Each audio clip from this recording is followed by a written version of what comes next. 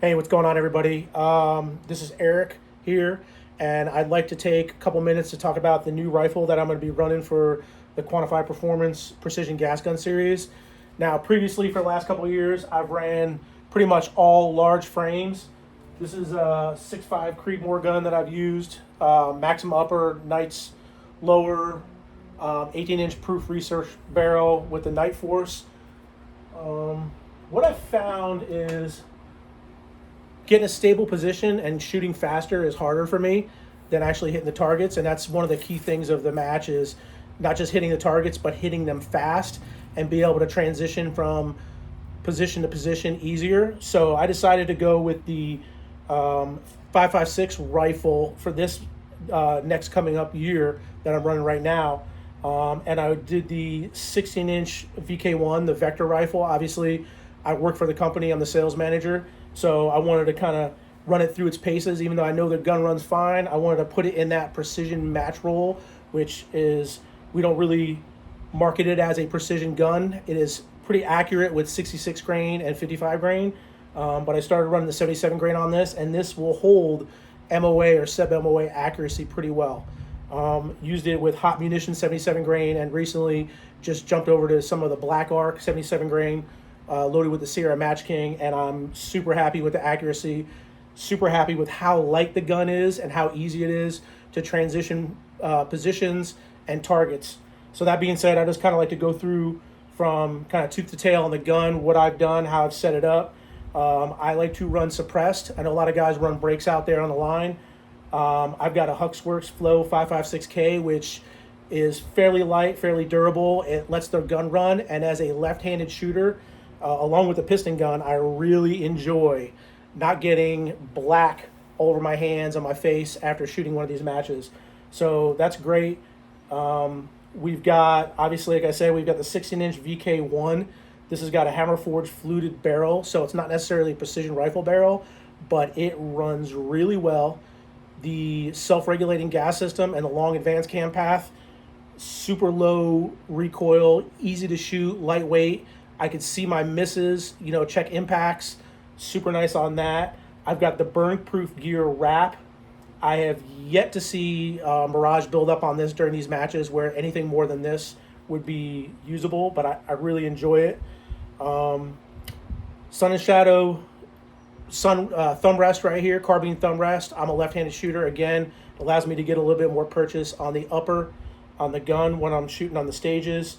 So for the trigger and the stock, these were both won at last year's Quantified Performance Championship Series at the finale. So I pulled a Geissele SSAE, which is a fairly light trigger, and the Magpul precision rifle carbine stock, which I pulled off the prize table, and I am using it for the gun.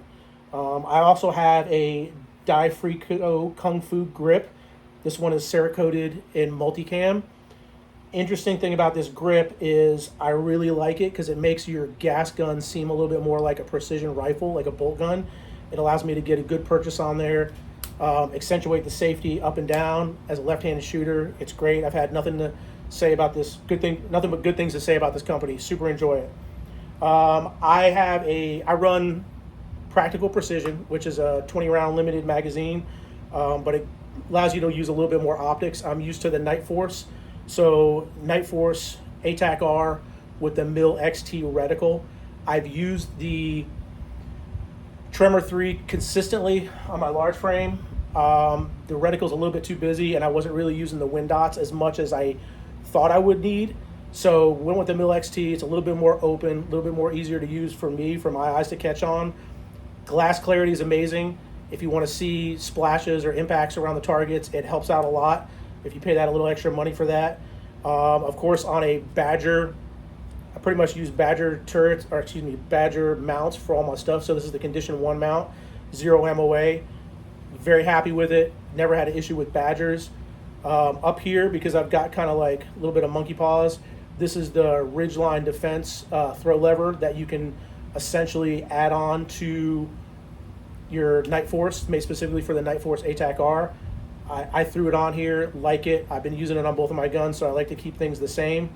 I use the Coltac data card reader. I be able to put my data up on the left side so I can shoot.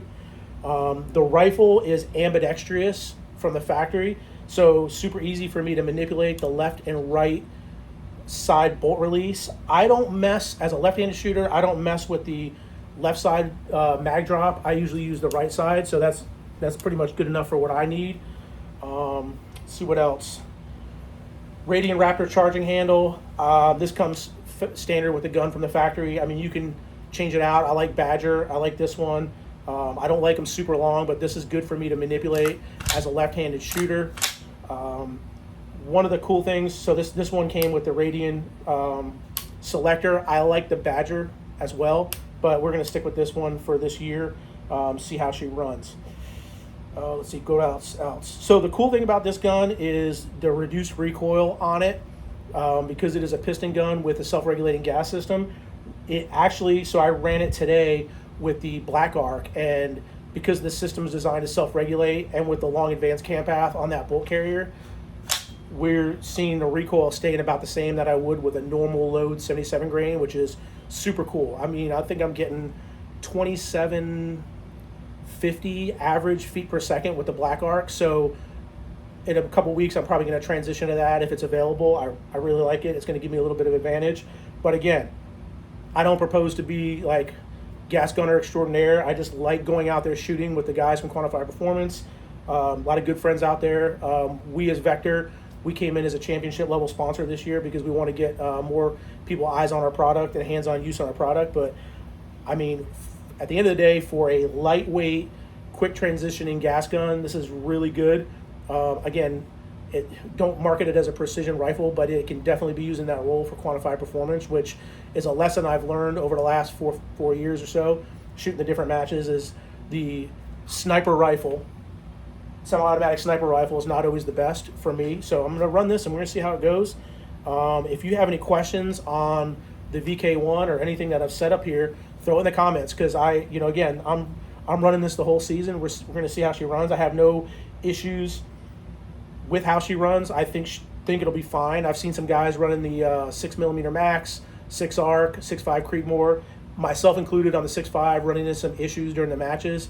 And in my opinion, is like, the most important thing is, if you're going to run the gas gun at these matches, you'd probably want it to be something that's reliable in real life, and that's kind of what I'm doing here. So again, I appreciate your time. I'm not a YouTuber, but I do work in the industry, so if you have any questions on the product or how I set it up, go ahead and drop it below in the comments.